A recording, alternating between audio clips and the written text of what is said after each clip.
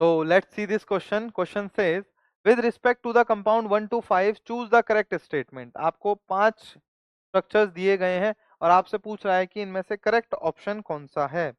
आइए चेक करते हैं। कॉन्सेप्ट क्या लगाओगे आप? कॉन्सेप्ट लगाओगे एसिडिटी का।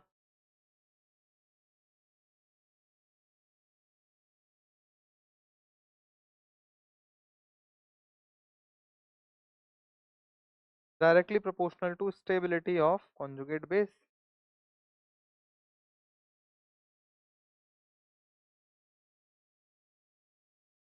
ये बात है, कॉन्सेप्ट लगाओगे स्टेबिलिटी ऑफ कॉन्जुगेट बेस, जितना ज्यादा होगा उतना अच्छा एसिड होगा। चलिए बात करते हैं। Acidity of the compound 1 is due to delocalisation in the conjugate base.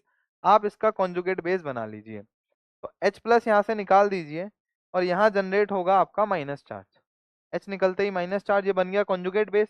और ये कॉन्जुगेट बेस तीनों रिंग के साथ क्या कर सकता है? रेजोनेंस शो कर सकता है। इधर भी रेजोनेंस करेगा, ये इस रिंग के साथ भी रेजोनेंस करेगा और साइमल्टेनियसली इस रिंग के साथ भी रेजोनेंस करेगा। तीनों रिंग में इसका रेजोनेंस है और इसी वजह से इसकी एसिडिटी है। क्या ऑप्शन सही है? देखो करेक्ट स्टेटमेंट लास्ट में लिखा है एस, मतलब मोर देन वन करेक्ट है। तो ये आपका करेक्ट ऑप्शन है। Acidity of the compound 1 is due to the delocalisation in the conjugate base. सही बात है। सेकंड स्टेटमेंट पढ़िए। The conjugate base of compound 4 is aromatic. आइए फोर्थ की बात करते हैं। ये फोर्थ है आपका। फोर्थ में से आप H निकाल लीजिए। H प्लस निकालोगे तो यहाँ आ जाएगा माइनस चार्ज और इस माइनस चार्ज आते ही, इस माइनस चार्ज के आने की वजह से ये सिस्टम कैसा हो जाएगा? बिल्कुल, ये सिस्टम कैसा हो जाएगा? एरोमेटिक। और ये अगर सिस्टम एरोमेटिक नेचर का है तो यही आपसे बोला है conjugate base of the compound fourth is aromatic. बिल्कुल ऑप्शन बी भी क्या है आपका? सही है। सही बात है, क्लियर है। थर्ड पढ़िए। Compound second becomes more acidic when it has NO2 substituent. बिल्कुल, बेंजीन का ये जो H है ये ज्यादा एसिडिक हो जाएगा। कब?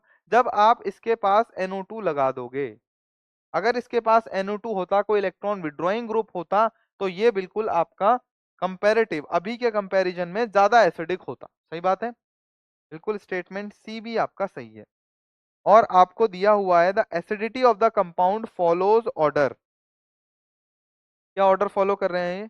ये ऑर्डर फॉलो कर रहे हैं 1 4 5 का ऑर्डर है। इनके अकॉर्डिंग ऑर्डर है 1 4 5 सेकेंड थर्ड। चलिए चेक करते हैं। फर्स्ट और फोर्थ में चेक करिए आप, यहीं से आपको आंसर मिल जाएगा। फोर्थ आपका कॉन्जुगेट बेस एरोमेटिक बन रहा है। फोर्थ में कॉन्जुगेट बेस आपका एरोमेटिक बन रहा है और यहाँ पर सिर्फ रेजोनेंस हो रहा है। तो आपको पता है कि एरोमेटिसिटी ओवरकम कर जाती है, ओवर रूल कर जाती है किसको? नॉर्मल रेजोनेंस को।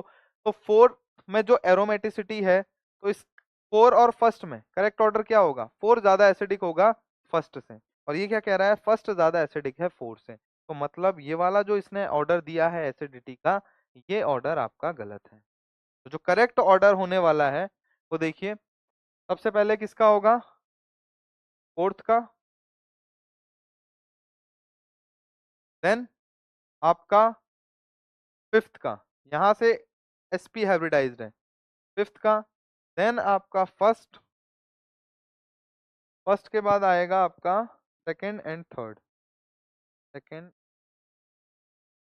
कोई भी आप एसिडिटी ऑर्डर देते हो, आप according to the pK data देते हो। क्लियर? तो अकॉर्डिंग टू द डेटा, ये जो आपका डेटा निकाला गया है उसके अकॉर्डिंग ये इसका करेक्ट ऑप्शन रहने वाला है, करेक्ट एसिडिटी ऑर्डर रहने वाला। Clear? I hope you got this. तो इसका करेक्ट आंसर क्या हो जाएगा? A B and C only. Clear?